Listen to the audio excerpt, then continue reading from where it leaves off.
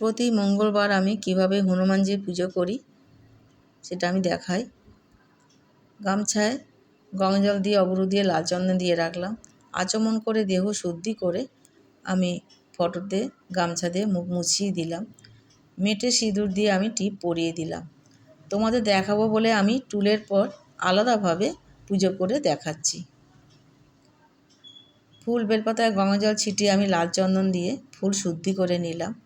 একটি তুলসী পাতা আমি লাল চন্দন লাগিয়ে বাবার বুকে দিয়ে দিলাম।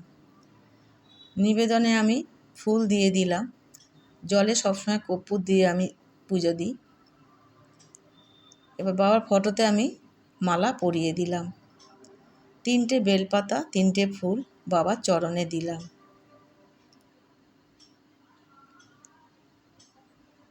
এবার আমি হনুমান চালিসা বই পড়ব। বন্ধুরা, আমার এই পুজো যদি আমি কোনো ভুল করে থাকি তবে ক্ষমা করে দিও, আর যদি ভালো করে থাকি তবে কমেন্ট করো আর সাবস্ক্রাইব করে আমার পাশে থেকো। প্রদীপ ধূপ দিয়ে আমি আরতি করলাম। এবার কর্পূরদানি দিয়েও আমি আরতি করে, এই আরতি কর্পূরদানি আমি সব ঘরে আমি দেখাই, তাতে ভালো হয়। জয় বজরংবলী বাবার জয়। জয় শ্রীরাম, জয় শ্রীরাম, জয় শ্রীরাম।